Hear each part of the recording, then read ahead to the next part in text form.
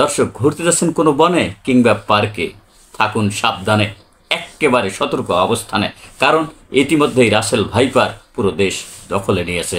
যেসব জায়গাতে এদের দেখা মিলছে সেসব জায়গার মানুষরা অনেকটাই আতঙ্কে রয়েছে কৃষি শ্রমিকরাও। আমরা কিছুদিন আগে এই বিষধর রাসেল ভাইপারের কথা শুনছিলাম রাজশাহীর বরেন্দ্র অঞ্চলে। সেখানে এই বিষাক্ত সাপের আতঙ্কে অনেক কৃষক তাদের কৃষি জমি থেকে পাকা ধান ঘরে আনেননি, ধান কাটতে যায়নি শ্রমিকরাও। কারণ তারা সেখানে তাদের মতো অনেক শ্রমিককেই হারিয়েছে রাসেল ভাইপারের ছোবলে। তারপর এই আতঙ্কের কথা অনেকটাই ভুলে গিয়েছিল দেশের মানুষ। যখন শুরু হলো বর্ষা, নেমে এলো বর্ষাকাল, তখন আবার নতুন করে এই রাসেল ভাইপারের দেখা মিলছে দেশের বিভিন্ন জেলাতে। বিষাক্ত এই রাসেল ভাইপার সম্পর্কে বিশেষজ্ঞরা যা বলছে, বিষাক্ত এই রাসেল ভাইপার হলো বিষাক্ততার দিক দিয়ে বিশ্বের দ্বিতীয়। তাহলে বুঝতেই পারছেন এটা কত বড় ভয়াবহ।